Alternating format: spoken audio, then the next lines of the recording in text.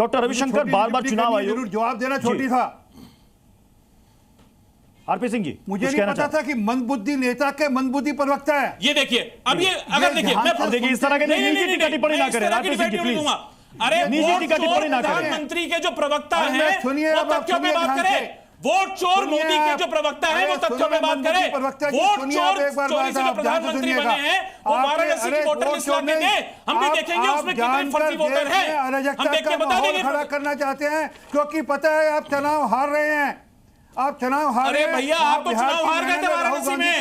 जो 1 लाख वोटरों का जो पुश मिला है आपको फर्जी वोटरों का वाराणसी में, उसकी जब वोटर लिस्ट सामने आएगी, जब उसकी डिजिटल वोटर लिस्ट सामने आएगी आरपी सिंह साहब, तो ये बाहर निकल कर आएगा कि प्रधानमंत्री मोदी वोट चोरी से प्रधानमंत्री बने हैं। मैं डॉक्टर रविशंकर रवि गाना गा रहे थे आपके नेता 99 डॉक्टर रविशंकर रवि मैं आपके पास आ रहा हूं। वो जो उछल उछल कर भंगड़ा डाल रहे थे वो क्या था? डॉक्टर रविशंकर रवि, बिहार में इससे पहले 2003 में मतदाता पुनरीक्षण का काम हुआ था। उस वक्त भी कई मतदाताओं के नाम कटे थे, तो क्या उस वक्त भी गलत तरीके से हटाए गए थे या सही तरीके से हटाए गए थे?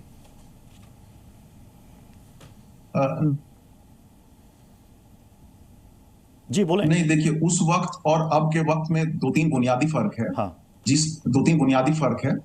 हाँ, तब जो दस्तावेज थे वो किस तरह के दस्तावेज मांगे गए थे या नहीं मांगे गए थे ये अभी तक स्पष्ट नहीं किया गया है, और वहां पे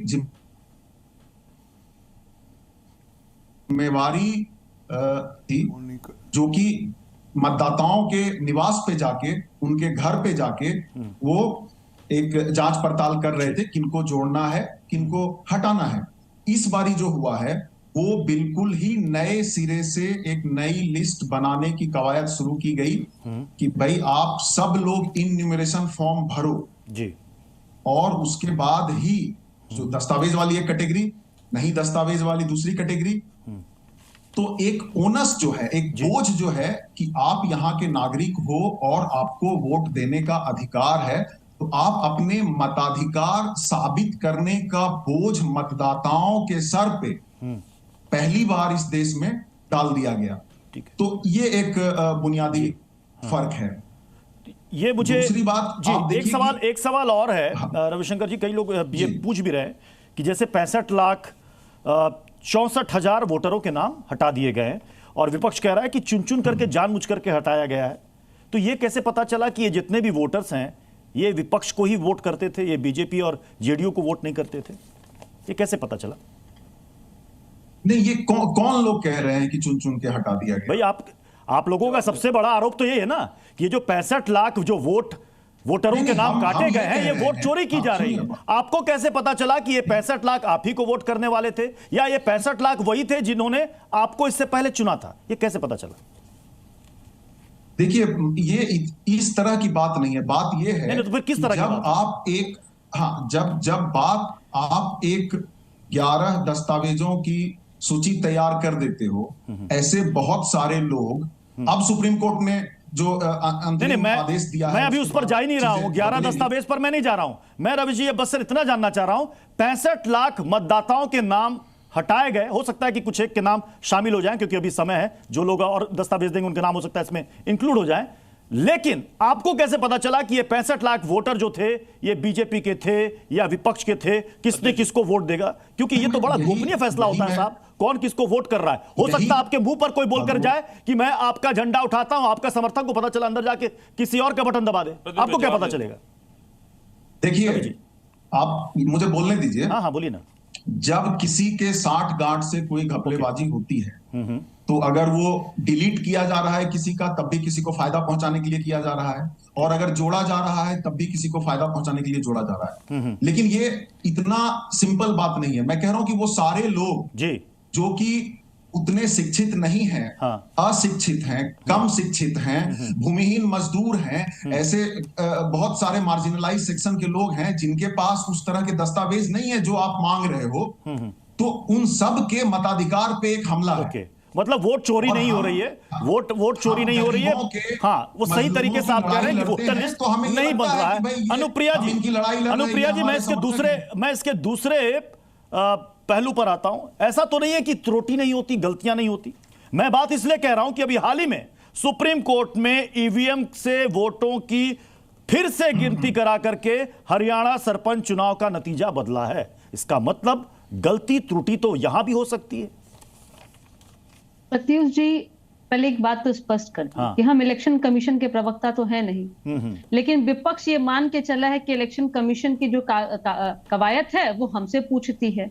अरे भाई, एक तो हम तो एक राजनीतिक दल है और राजनीतिक दल होने के नाते जो हमारी जिम्मेदारी है उसका निर्वहन कर रहे हैं। आज इलेक्शन कमीशन ने अपने प्रेस कॉन्फ्रेंस में भी कहा कि अगर मुस्तैदी से सारे दलों के बीएलए काम करे और जो डाटा हमारे पास निकल के आया है 65 लाख वोटरों का, तो प्रत्युष जी अगर उसका एवरेज निकाले और 243 जो विधानसभा है, तो हम ये मान के चलते हैं कि 25 से 26,000 वोटर कटे होंगे और एक विधानसभा में 300 से लेकर के 350 बूथ होती हैं और तब उसका भी एवरेज किया जाए तो एक बूथ पे 70 से 100 लोग की नाम कटे होंगे।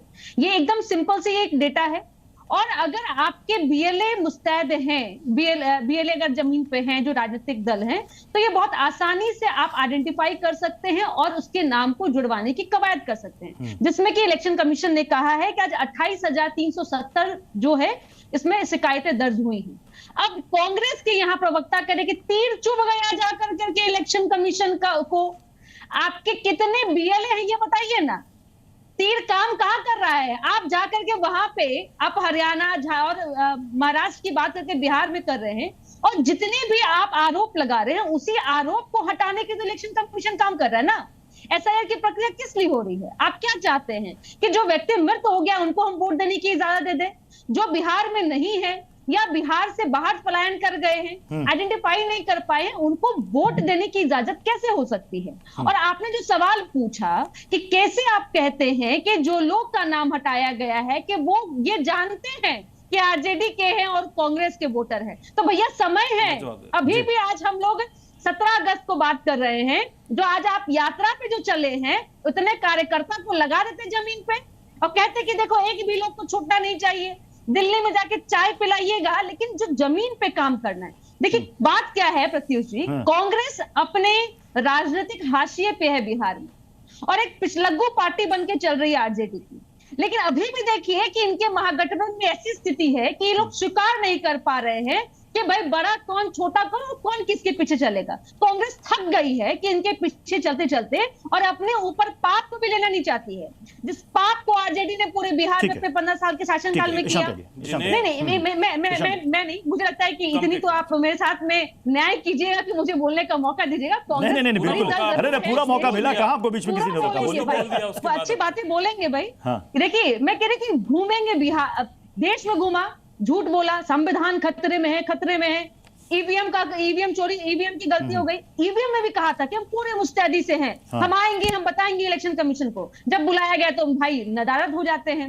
अब इलेक्शन कमीशन कहता है इसमें जो आप कह रहे हैं एफिडेविट कर दीजिए। नहीं भैया, हम पूरा प्रेस कॉन्फ्रेंस करेंगे, हम पूरा स्क्रीन लगाएंगे, चाय वाय पियेंगे, बताएंगे, लेकिन हम बोलेंगे नहीं, कागजी कार्रवाई नहीं करेंगे। ठीक है, एक बात समझना चाहती हूँ आपके माध्यम से कि जो मामला न्यायालय में है और सर्वोच्च न्यायालय में है, उसने आपके पक्ष में मान भी ले, आप तो नहीं मानते क्योंकि आप कहते हैं कि पूरा अंतरिम आदेश भी है मेरे पास सुप्रीम कोर्ट का। हाँ जी, मैं कह रही हूँ, उन्होंने ये भी कहा कि 65 लाख नाम जो है आप उसको प्रकाशित कीजिए।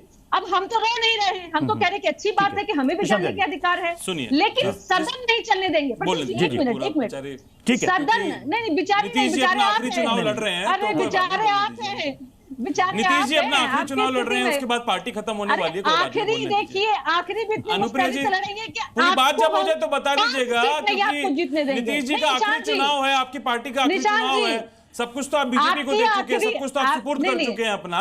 चलिए तो आखिरी पहले बोल लीजिए, आखिरी के पहले में भी 40 था, आप तो 0 पे हैं, बताइए। आप बोल लीजिए, आप पूरा बोल लीजिए, कोई बात नहीं। अब आखिरी 3-4 महीने की राजनीति बची है जेडीयू की। चले कौन 0 पर रहेगा, कौन 40 पर रहेगा, ये तो चुनाव के नतीजे बताएंगे, लेकिन फिलहाल हम एसआईआर पर आ जाते हैं। जी जिनको ये पिछलग्गू बोल रहे हैं, जिनको ये पिछलग्गू बोल रहे हैं, उसी आरजेडी और कांग्रेस के साथ नीतीश जी की पार्टी ने चुनाव भी लड़ा था एक समय, इनको ये भूलना नहीं चाहिए।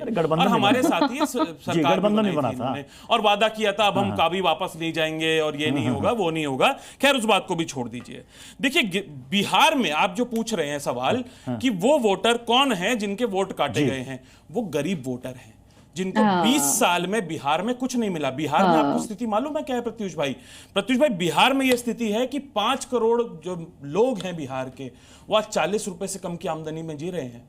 बिहार में पुल बन जाते हैं, 2 बारिश हो जाती है और वो पुल ढह जाता है। 27 से ज्यादा पुल ढह गए। हमने आपके चैनल में 10 बार वो खबर दिलाई होगी। अनुप्रिया जी देखिए, आपके बीच में नहीं बोला था।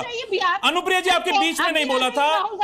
जब आपकी बारी आएगी तब बोलिएगा, आपकी जब बारी आएगी तब बोलिएगा। मुझे मालूम है नीतीश जी का आखिरी चुनाव है, मुझे मालूम है जेडीयू का आखिरी चुनाव है, आप पूरी पार्टी सुपुर्द कर चुके हैं भाजपा को, मुझे मालूम है। पूरा भाजपा ही शासन चला रही है बिहार में, मुझे मालूम है। क्योंकि नीतीश जी तो एक भी बार आके ना एसआईआर पे ये भी नहीं बोल पाए कि ये अच्छी प्रक्रिया है, कम से कम यही आके बोल देते।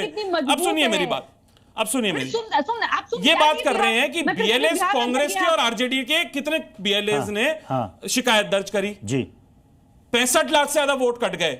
चुनाव आयोग को एक भी वैलिड वोटर नहीं दिखा जो ऐड होना था। क्या भारतीय जनता पार्टी और आरजेडी जेडीयू के प्रवक्ता यहां बताएं मुझे, आरपी सिंह साहब भी बताएं, अनुप्रिया मेरी बहन भी बताएं कि क्या बीजेपी और जेडीयू के एक भी बीएलए ने ये एफिडेविट दिया है चुनाव आयोग को कि नहीं इस वोटर को ऐड करना चाहिए? क्योंकि चुनाव आयोग तो कह रहे किसी पार्टी ने कोई भी शिकायत दर्ज नहीं करी है। तीसरी सबसे महत्वपूर्ण बात भाई, जो वीडियोग्राफी पे, क्योंकि आज चुनाव आयुक्त बोले ज्ञानेश कुमार जी कि वीडियोग्राफी हम नहीं दे सकते। कब ये रूल चेंज किया चुनाव आयोग ने? जनवरी फरवरी में, कि 45 दिन तक। उससे पहले तो दे रहे थे ना, उससे पहले आप मतदाता सूची भी दे रहे थे, उससे पहले आप वीडियो फुटेजेस भी दे रहे थे, आप सीडी दे देते थे। जब प्रत्याशी जाता था उसको सीडी मिल जाती थी, तो वो तब तो प्राइवेसी का हनन नहीं हो रहा था। अब प्राइवेसी का हनन होने लग गया क्योंकि चोरी पकड़ी गई है। जब चोरी पकड़ी गई, आनंद विजय सर, ये मुद्दा 65 लाख वोटरों के नाम कटने का है या फिर अपने आप को राजनीतिक रूप से वहां पर प्रतिस्थापित करके सत्ता पाने का है क्या? क्योंकि अब यह मुद्दा तो बिहार के चुनाव में बन चुका। प्रत्युष जी, मेरा सवाल आनंद विजय सर से था। आनंद विजय सर। प्रत्युष जी, बड़ी दिलचस्प चर्चा हो रही है आपके यहाँ, और जो कुछ लोग हैं जो बड़ी प्रभावपूर्ण तरीके से बोलते हैं लेकिन तथ्यों से बड़ी दूर रहते हैं। मैं अभी सुन रहा था चुनाव आयोग की प्रेस कॉन्फ्रेंस को, और चुनाव आयोग ने स्पष्ट रूप से कहा कि हमारी वेबसाइट पर इलेक्ट्रॉनिक फॉर्म में वोटर लिस्ट पूरी मौजूद है और वो डाउनलोडेबल है। उसके बाद मैंने जाके अपने मोबाइल पर eci.nic.in पर उसको डाउनलोड करने का प्रयास किया और मैं उसको कर पाया। दरअसल दिक्कत यह है कि जब आप भ्रम फैलाते हो तो शब्दों से खेलते हो। आपने अभी यहां कहा कि आपको इलेक्ट्रॉनिक फॉर्म में नहीं देते थे, प्रिंटेड हाथ में पकड़ा देते थे। थोड़ी देर बाद अगर मैं ये प्रश्न उठा दूंगा कि ऐसा नहीं है, तो आप कहोगे मीटर रीडेबल नहीं है, मशीन रीडेबल वोटर लिस्ट नहीं दिया जा रहा। फिर जब आप मशीन रीडेबल की बात कहोगे तो मैं आपको याद दिलाऊंगा कि 2019 में सुप्रीम कोर्ट का आदेश है कि वोटर की निजता को ध्यान में रखते हुए मशीन रीडेबल वोटर लिस्ट नहीं दिया जा सकता है। तो आप जनता को अर्ध सत्य बताकर भ्रमित न करिए। ये कम्युनिस्ट पार्टियों का बहुत पुराना लक्षण है, और आज कल बड़े अफसोस के साथ मैं कह रहा हूं कि कांग्रेस पार्टी कम्युनिस्टों के पता नहीं एक बाह्य घेरे में, एक बाह्य वलय में कम्युनिस्ट पार्टी के कांग्रेस पार्टी आ गई है। रही बात, चुनाव आयोग ने आज बहुत स्पष्ट तरीके से सारी बातें बता दी और सब कुछ कह दिया, कानून सम्मत संविधान सम्मत बातें कही गई। लेकिन हमारी अपेक्षा प्रत्युष जी ये होती है कि हम जो कह रहे हैं चुनाव आयोग, हम जो सुनना चाहते हैं चुनाव आयोग वैसा ही क्यों नहीं कह रहा है, और अगर वो नहीं कह रहा है तो वो पकौड़े तल रहा है, वो बीएलए हो गया। अब जाने क्या क्या बातें हो रही है, मेरी तो समझ से पड़े। मैंने ऐसा माहौल, एक और आपको याद दिलाऊं कि जब राफेल इस देश ने खरीदा था तो उस समय भी चौकीदार चोर है का एक नारा लगाया गया था, और चोरी का आरोप प्रधानमंत्री नरेंद्र मोदी पर तब भी लगा था। देश ने उसका उत्तर 2019 के चुनाव में दे दिया। चौकीदार चोर है की प्रचंड सफलता के बाद अब वही पार्टी फिर से वोट चोरी का आरोप लगा रही है। और खड़गे जी ने आज बड़े सीजन नेता हैं, वो कह रहे हैं किसानों का एमएसपी चोरी किया जा रहा है। कहीं ना कहीं से किसी ने, मुझे लगता है कि जो मार्केटिंग करने वाली एजेंसियां होती है, जो चुनाव जितवाने का दावा करती है, उन्होंने ये